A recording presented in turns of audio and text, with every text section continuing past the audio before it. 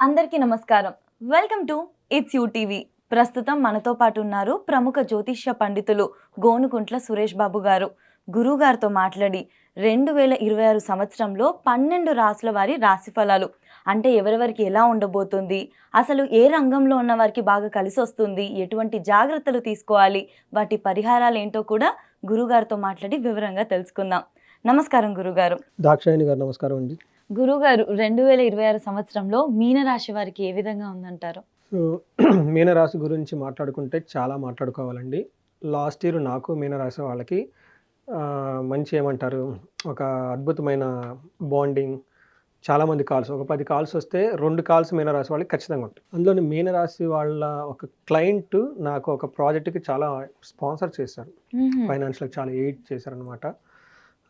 అందుకని మీనరాశికి 2 చేపల బొమ్మలు ఉంటాయి, ఒకటి కిందకి తల, ఒకటి రెండోది పైకి ఉంటుంది చేపలు. ఎందుకు అలా ఉంటుంది మనం థియరీ చదువుకుంటుంది ఉభయ చరరాశి అది ఇది అని. కానీ రియల్ లైఫ్లో వాళ్ళు నిజంగా ఒక డిఫికల్ట్ సిచ్యువేషన్ వచ్చినప్పుడు ఎలా బిహేవ్ చేస్తారనేది లాస్ట్ ఇయర్ నేను రియల్ టైంలో చూశాను. ఎందుకంటే మీనరాశి వాళ్ళకి ఏలినాటి శని పీక్ స్టేజ్లో ఉంది, నెత్తి మీద ఉంది. అంటే అది ఆ టైప్ పరిస్థితి మళ్ళీ 30 సంవత్సరాల తర్వాతే వస్తుంది. 30 సంవత్సరాల ముందు వచ్చింది. 30 సంవత్సరాల ముందు అంటే నేను లేను, 30 సంవత్సరాల తర్వాత అంటే మరి ఎప్పుడు ఎలా ఉంటాను తెలియదు నాకు. ఇప్పుడైతే చూశాను వీళ్ళని, అంటే మన థియరిటికల్గా బుక్స్లో చదువుకునేది, రియల్ లైఫ్లో వాళ్ళు ఎలా బిహేవ్ చేస్తారు అనేది ఈ మీనరాశి వాళ్ళని నేను ఈ సంవత్సరం రియల్గా చూశాను. 10 సంవత్సరాల నుంచి జ్యోతిషం ఉన్నా రియల్గా వాళ్ళు ఎలా బిహేవ్ చేస్తారంటే టఫ్ టైంలో అనేది నేను చూశాను. లాస్ట్ ఇయర్ 2025లో మోస్ట్ బాగా సఫర్ అయిన రాశిలో ఒక రాశి మీనరాశి. ఎప్పుడు గురుగారు? 2025లో 2025 టోటల్ ఇయర్లో బాగా సఫర్ అయిన రాశిలో ఒక రాశి మీనరాశి. కానీ అదృష్టం ఏమంటే వాళ్ళంతా హ్యాపీగా ఉంటారు, ఎంత ప్రాబ్లమ్స్ వచ్చినా. అదే నేను రియల్ లైఫ్లో చూశాను అనమాట వాళ్ళు ఎలా ఉంటారనేది. సో ఫస్ట్ మీనరాశిలో పేరు బలం ప్రకారం చూసుకుంటాం. ఒకటేంటంటే ఈ 2026 టోటల్ ఇయర్ అంతా ప్రతి ఒక్కళ్ళకి ఒక లీడర్షిప్ స్టేటస్ వచ్చే అవకాశం, రాజరికంగా ఉండే అవకాశం, తర్వాత రిస్క్ టేకింగ్ ఎబిలిటీస్ పెరిగిపోతాయి ప్రతి ఒక్కళ్ళకి కామన్గా. అందులోని మీనరాశి వాళ్ళకి వచ్చే జూన్ నుంచి నెక్స్ట్ లెవెల్కి వెళ్ళిపోతుంది వీళ్ళ లైఫ్. ఇప్పటిదాకా వాళ్ళకి 75% బాగలేదు, 25% మాత్రం అనుకూలంగా ఉంది. జూన్ తర్వాత 50-50 అయిపోతుంది ఆ రేషియో. ఇప్పటిదాకా చేసిన వాటిలో అంటే ఇప్పటిదాకా అసలు 7 ఫెయిల్ అయితే అక్కడ నుంచి వీళ్ళకి 5-6 చాలా సక్సెస్ఫుల్గా ఉంటుంది, ఫెయిల్ అయ్యే తక్కువగా ఉంటుంది. అంటే లైఫ్లో వీళ్ళకి ఒక స్ట్రాంగ్ ఏమవుతుంది, బేస్ వస్తుంది. ఇప్పటిదాకా కొంచెం ఇబ్బంది పడుతున్నారనమాట వీళ్ళు. ఈ మీనరాశి కనుక చూసుకుంటే పూర్వభాద్ర 4వ పాదం, ఉత్తరాభాద్ర 1, 2, 3, 4 పాదాలు, రేవతి 1, 2, 3, 4 పాదాలు అంతా మీనరాశిలో ఉంటారు. పేరు బలం ప్రకారం కనుక చూసుకుంటే ది, దు, షం, జా, దా, దే, దో, చా, చి అన్న లెటర్స్ అంతా ఇందులో ఉంటాయండి. సో మీనరాశి కనుక చూసుకుంటే ఈ టోటల్ 2026లో మనకి 4 గ్రహాలు బేస్ చేసుకుని మనం ప్రిడిక్షన్ చెప్తూ ఉంటాం. అదేంటంటే గురువు, శని, రాహు, కేతులతో కలిపి. అయితే ఇక్కడ ఈసారి ఈ టోటల్ ఇయర్లో ఒక గురువు మాత్రమే మారుతున్నారండి, అది కూడా మనకి జూన్లో మారుతున్నారు. ఈ జూన్లో గురువు మారుతుంది, వీళ్ళకి అదృష్టం మారుతుంది, తర్వాత మారిపోతుంది. ఇప్పటిదాకా స్ట్రగుల్స్ పడిన దాని నుంచి నెక్స్ట్ లెవెల్కి కంఫర్ట్ జోన్లోకి వచ్చేస్తారు. అంటే థింగ్స్ వీళ్ళ చేతిలో ఉండి కంట్రోల్ వస్తుంది వీళ్ళకి. ఇప్పటిదాకా అలా లేని పరిస్థితి నుంచి ఉన్నతంగా స్థితికి అయితే వెళ్ళిపోతారు.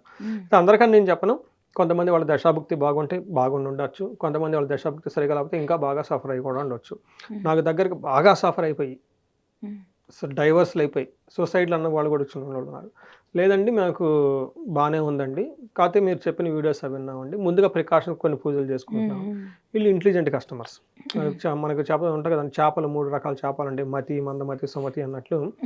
ఈ క్లయింట్లు కూడా చాలామంది ముందు అడ్వాన్స్డ్గా రాశి ఫలాలు తెలుసుకొని ముందుగా ప్రికాషనరీగా పూజలు అన్నీ చేయించుకుంటూ ఉంటారు. చూడండి వీళ్ళు ఏమన్నారు, కొంతమంది బాగా సఫర్ అయ్యి ఇబ్బంది పడిపోయి లాస్ట్లో వస్తారు అంతా అయిపోయిన తర్వాత. అందుకని చెప్పేసి మనం వీళ్ళకి ఫుల్ ఇయర్లో కనుక చూసుకుంటే మనకి మహర్షుల సంస్కృతంలో ఏం చెప్తారంటే సూక్ష్మ గోచరం, లఘు గోచరం ప్రకారం జన్మ రాశిలో శని ఉండటంతో నానా రోగ శుచం, అంటే వివిధ రకాలైన ప్రాబ్లమ్స్ని, దుఃఖాలు వీళ్ళకి వస్తూ ఉంటాయి అని మనకు చెప్తూ ఉంటారు. రెండోది గురువు వీళ్ళకి జూన్ వరకు క్లేశం, బంధువులతో వీళ్ళతో గొడవలే అవకాశం ఎక్కువగా ఉంటుంది. అయితే జూన్ తర్వాత పుత్ర ధనాప్తి, జూన్ తర్వాత గురువు వీళ్ళకి పుత్ర సంతానాన్ని ఇవ్వటం, లేదంటే మ్యారేజ్ కానీ వాళ్ళకి మ్యారేజ్ అవ్వటం, ధనం రావటము, ప్రమోషన్ రావటం, ఇవన్నీ జరుగుతూ ఉంటుంది. ఆల్రెడీ కేతు 6వ ఇంట్లో ఉండటం వల్ల ధన సంపాదన ఇస్తూ ఉన్నారు. 5th హౌస్లో వీళ్ళకి 12th హౌస్లో రాహు ఉండి ఫారిన్ కనెక్షన్స్, ఫారిన్ వెళ్ళాలనుకున్న వాళ్ళకి యోగ్యతకరంగా ఉంది. కానీ రాహు వాళ్ళకి 12th హౌస్లో ఉండి విపరీతంగా ధనాన్ని కూడా ఖర్చు పెట్టిస్తూ ఉంటారు. ఇప్పుడు మన సమరీ కనుక చూసుకున్నాం అనుకోండి, ఎలా ఉందంటే 2 గ్రహాలు బాగా సపోర్ట్ ఇస్తున్నాయి, 2 గ్రహాలు కొంచెం యావరేజ్గా ఉన్నాయి అని చెప్పాలి. బాగా సపోర్ట్ ఇచ్చే గ్రహం జూన్ తర్వాత గురువు, బాగా ఇబ్బంది పెట్టే గ్రహము శని. మిగతా రాహుకేతువులు వచ్చేప్పటికి మిక్స్డ్గా ఉన్నారు, పర్లేదని మనం చెప్పుకోవచ్చు అనమాట. మనకి ఏమవుతుందంటే వీళ్ళకి మీకు ఇందాక చెప్పిన విధంగా 10 కాల్స్ వస్తే 2 కాల్స్ ఖచ్చితంగా ఇలా ఉంటాయి మీనరాశి వాళ్ళవి. చాలా రకరకాల ప్రాబ్లమ్స్ అన్నీ చెప్తూ ఉంటారు. బట్ ఏ ప్రాబ్లం చెప్పుకున్నా వాళ్ళకి ధన ప్రవాహం ఉండదు. జాబులో చాలా ప్రెషర్గా ఉంటుంది. ఆ జాబ్ ఉంటుందా పోతుందా అన్నట్టు ఉంటుంది. వీళ్ళ చుట్టూ జనాలు వీళ్ళని ఖచ్చితంగా వీళ్ళని మోసం చేసే వాళ్ళు దొరుకుతారు. మంచోళ్ళు ఎవరు వీళ్ళు చుట్టూ ఉండరు. ఉన్నా వీళ్ళని ఖచ్చితంగా మోసం చేసి పోతూ ఉంటారు. నెక్స్ట్ అవమానాలు, విపరీతంగా అవమానాలు ఉంటుంది. అయితే రిలేషన్షిప్ వ్యవహారాలకు వచ్చేస్తే అన్నీ బ్రేక్ అయిపోతాయి. ఇంక్లూడింగ్ కొంతమందికి మ్యారిటల్ ఇష్యూస్ కూడా చాలా విపరీతంగా వచ్చేస్తూ ఉంటాయి. సో ఇవన్నీ రియల్ లైఫ్లో నా కేసులు. కొంతమంది బిజినెస్ చాలా సక్సెస్ఫుల్గా రన్నింగ్ అయ్యి బిజినెస్లు షట్ డౌన్ చేసిన వాళ్ళు ఉన్నారు. అప్పటిదాకా ఒక వెలిగిన వాళ్ళు వీళ్ళ మాట ఎవరు వినకుండా పోవటం, ఇలాంటి పరిస్థితులు చాలామంది ఫేస్ చేస్తున్నారు. అంటే మనకి ఎక్స్ట్రీమ్ కేసెస్ ఇవన్నీ మీనరాశి వాళ్ళకు ఉన్నాయి. బట్ అందరికి ఉంటుందని అయితే నేను చెప్పను.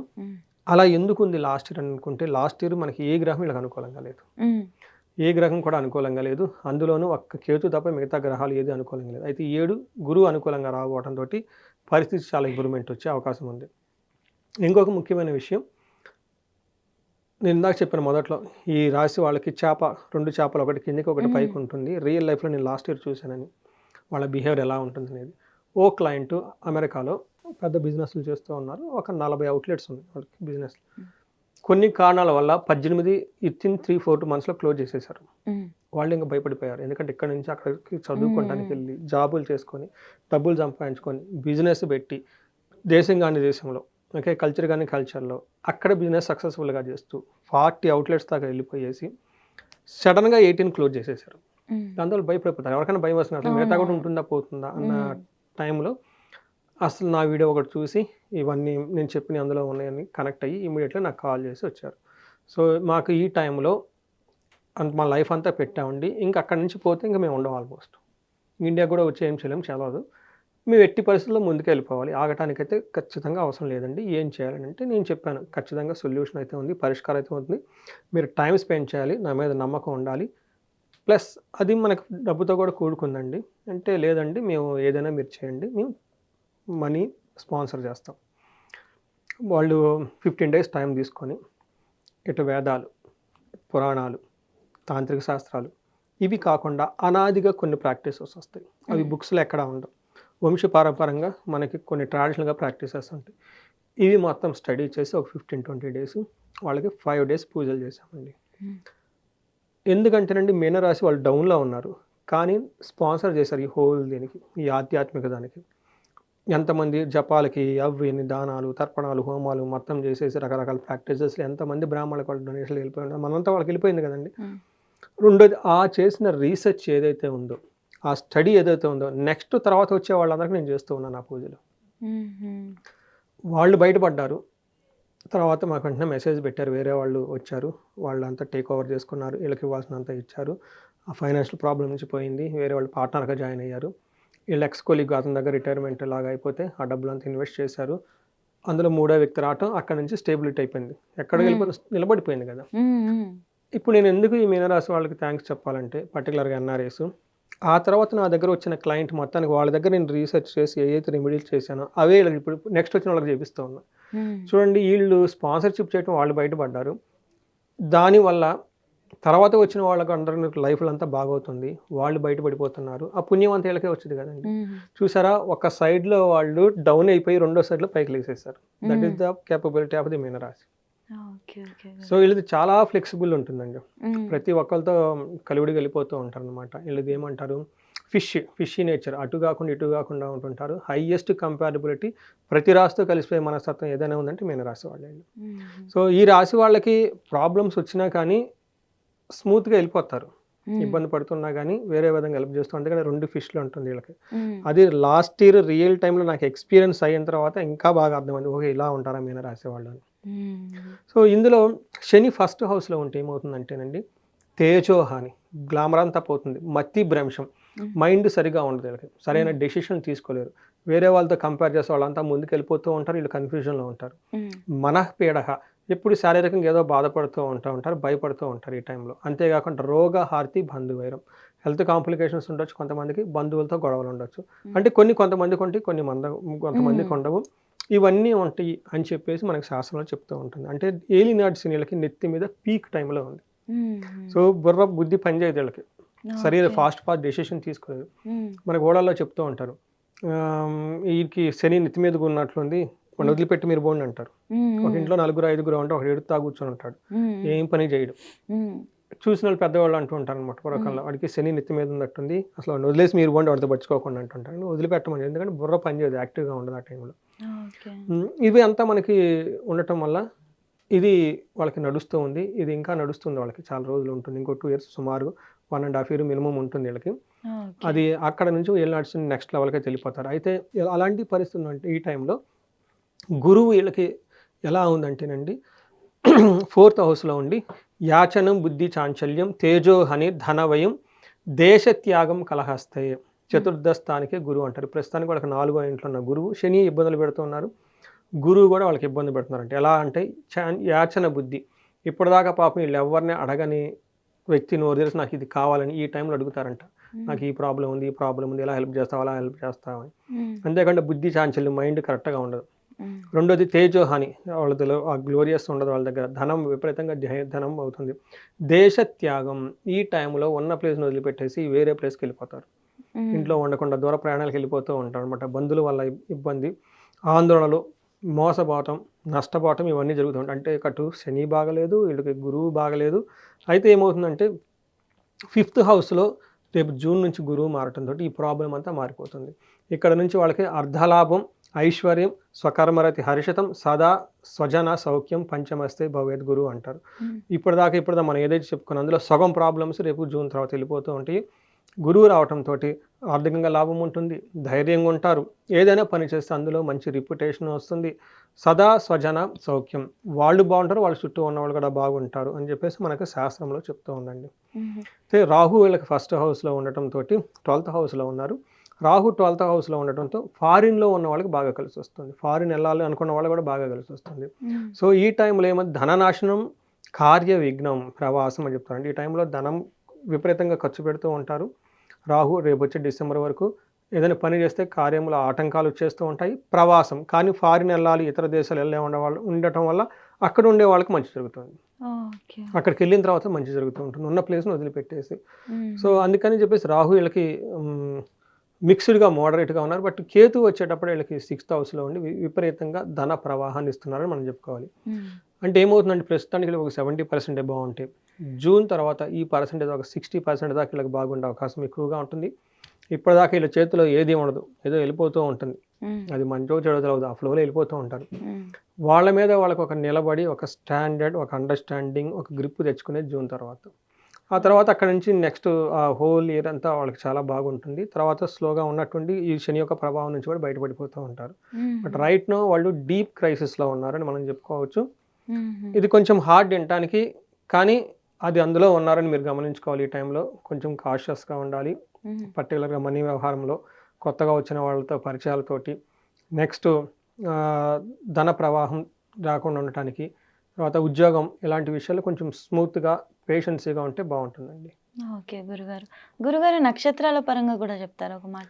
నక్షత్రం పూర్వభాద్ర, ఉత్తరాభాద్ర, రేవతి 3 నక్షత్రాలు ఉంటాయండి. ఇందులో పూర్వభాద్ర నక్షత్రం వాళ్ళకి నక్షత్రం ప్రకారం చూసుకుంటే ధనలాభము, ధన వృద్ధి, రాజ్య లాభము, ప్రమోషన్స్ అంతా వస్తుంది, సంతోషంగా ఉంటుందండి. అయితే వీళ్ళకి హెల్త్ కాంప్లికేషన్స్ ఒకటి ఉంటుంది, ఇది ఒకటి మాత్రం కొంచెం జాగ్రత్తగా ఉండాలి. అయితే ఉత్తరాభాద్ర నక్షత్రం వాళ్ళకి వీళ్ళకి సంతోషం ఉంటుంది, రాజ్యలాభం ఉంటుంది, ధనలాభము, సుఖము, హెల్త్ బాగుంటుంది. కాకుండా వీళ్ళకి మరణము అని మధ్యలో ఒకసారి చూపిస్తుందండి. అంటే వీళ్ళు చేస్తున్న పని కానీ వర్క్ కానీ ఏదో ఒకటి మధ్యలో ఆగిపోతుంది, అంటే ముందుకెళ్ళదు అని దాని యొక్క మీనింగ్. అంటే మరణం అంటే మన తెలుగు సినిమాల్లో వాడేది కాదు, అక్కడ వేరే ఉంటుంది. అలా రేవతి అన్న నక్షత్రం కనుక చూసుకుంటే వీళ్ళకి సంతోషంగా ఉంటారు, ధన ప్రాప్తి ఉంటుంది, హెల్త్ బాగుంటుంది, ధన లాభం ఉంటుంది, సుఖం ఉంటుంది. అయితే వీళ్ళకి అక్టోబర్ టైంలో అనుకున్న పనులు కాకుండా వీళ్ళ డ్రీమ్ ప్రాజెక్టు లేదంటే డ్రీమ్ ఏదైనా ఉంటే అది అక్కడితో మధ్యలో ఆగిపోతుంది అని గమనించుకోవాలి. సో ఇది మనకి నక్షత్ర ప్రకారం మనం చెప్పుకోవచ్చండి. ఓకే గురుగారు. గురుగారు, ఇప్పుడు మీరు కొన్ని సమస్యలైతే చెప్పారు కదా! ఆరోగ్యపరంగా కానీ, కొంతమందికి ఆర్థికంగా గూడా ఇబ్బందులుంటాయని చెప్పి. మరి దానికేమైనా పరిహారం చెప్తారా? సో, మనకి ఈళ్ళకి ఫస్టు శనికి సంపూర్ణ శాంతి పూజలు చేపిచ్చాలి. హ్మ్. అంటే ఏంటి? శనికి సంబంధించిన జపాలు చేపిచ్చడం, హ్మ్. దానాలు చేపిచ్చడం, హోమాలు చేపిచ్చడం, తైలాభిషేకం చేపియడం చేయాలి. హ్మ్. ఇది వాళ్ళు చేసుకోలేరు. ఖచ్చితంగా దగ్గరలో ఉన్న శివాలయానికో, ఎక్కడికి గుడికెళ్ళేసి అక్కడ బ్రాహ్మణుల్ని లేకుంటే మనకి పూజారులను గానీ వాళ్ళని అడిగేసి పురోహితం చేసేవాళ్ళు ఉంటే వాళ్ళకి ఇలా నాకు ఈ జపాలు చేయాలంటే వాళ్ళు చేసి పెడతారు. శని పాశుపతాభిషేకం అని ఉంటుంది. అది హ్మ్. చేపిచ్చుకోవాలి. ఇదంతా మీకు మీరు చేసుకోలేరు కాబట్టి బయట నుంచి చేపిచ్చుకోవాలి. హ్మ్. ఈళ్ళు చేసుకోలేరు. ఈళ్ళు చేసేవి కొన్నుంటాయి. శని పిప్పలాద స్తోత్రం అని ఉంటుంది. అది చదువుకోవాలి. హనుమాన్ చాలీసా చదువుకోవాలి. ఈళ్ళ స్వహస్తాలతో శనికి శనివారం తైలాభిషేకం చేసుకుంటూ ఉండాలి. హుహు. ఇది ఒక రకం. తర్వాత దక్షిణ కాళీ అమ్మవారు అని ఉంటారు. ఈ శనికి అధిష్టాన దేవత అని చెప్తారు. హ్మ్. ఆ యొక్క అమ్మవారి యొక్క మంత్రం ఒక 10,000 సార్లు జపం చేపించాలి. వాళ్ళు చేసుకోలేరు. ఇది బయట చేసేవాళ్ళు ఉంటారు. హ్మ్. ఇది మనకి తాంత్రం కింద వస్తుందన్నమాట. హ్మ్. సో వీటితో పాటు మనకి స్తోత్రాలు అవి అన్నీ మనకి పురాణాల్లో చెప్తూ ఉంటారు. అలానే కొన్ని శనికి సంబంధించిన మంత్ర జపంతో అది వేదాల్లో చెప్తూ ఉంటారు. ఇవన్నీ మనం చేసుకుంటూ ముందుకెళ్ళిపోవాలి.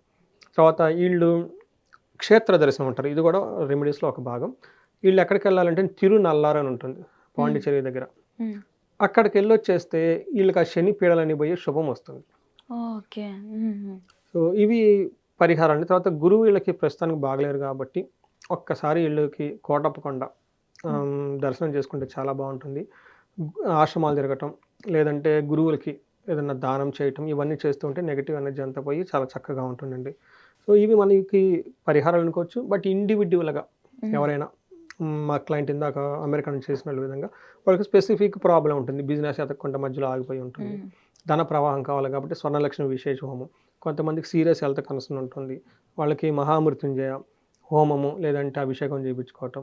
విపరీతమైన శత్రుబాధలు ఉంటాయి. వాళ్ళకి చండీ హోమం, చండీ పారాయణం చేసుకోవటం. ఇలా ఇంకా చాలా అండి. వాళ్ళకి పెళ్లి కాదు. చాలా లేట్ అవుతూ ఉంటుంది. సుందరాకాండ పారాయణం, రుక్మిణి కళ్యాణ పారాయణం ఇవన్నీ చేసుకుంటూ ఉంటే చాలా బావుంటుంది. విశ్వావసు గంధర్వరాజ హోమం అని ఒక హోమం ఉంటుంది. హ్మ్. వీళ్ళకి భార్యాభర్తల మధ్య గొడవలున్నా, లేదంటే ప్రేమలో ఉన్నారు కానీ అందరూ ఒప్పుకోవటం లేదు. హ్మ్. ఇలాంటి వాటికి. లేదంటే ప్రేమించుకొని పెళ్లి చేసుకున్నారు. తర్వాత మధ్యలో గ్యాపులు వచ్చినాయి. ఇలాంటి వాటికి డిస్టర్బెన్స్ ఏమైనా ఉంటే ఈ విశ్వావసు గంధర్వరాజ హోమం చేపించుకుంటే చాలా బాగుంటుంది. హ్మ్. ఇవంతా మనస్పర్ధలన్నీ పోయి అన్యోన్యంగా ఉండే అవకాశం చాలా ఎక్కువగా ఉంటుందన్నమాట. హ్మ్. ఇలా ఏదైనా గనుక ఈ రాశి వాళ్ళకి ఇండివిడ్యువల్‌గా వాళ్ళకి ప్రాబ్లమ్ ఉంది అని మన దగ్గరకొస్తే హ్మ్. వాళ్ళ జాతకం చూసి హ్మ్. ఈ శని పెట్టే బాధల నుంచి మిగతా బాధల నుంచి త్వరగా ఉపశమనం వచ్చే విధంగా సరైన కార్యక్రమాలన్నీ చేసి హ్మ్. వాళ్ళకి జీవితంలో 10 అంతలు ముందుకెళ్ళే అవకాశం మనం కల్పించొచ్చండి పూజల ద్వారా. ఓకే గురుగారు. ఓకే. ఈ రాశి వాళ్ళు మనకి 2026లో చాలా అద్భుతంగా రాణించాలని, ఈళ్ళకి అష్టైశ్వర్యాలు భోగభాగాలు కలగాలని చెప్పేసి మనం కోరుకుందామండి. ధన్యవాదాలు గురుగారు. నమస్కారం అండి.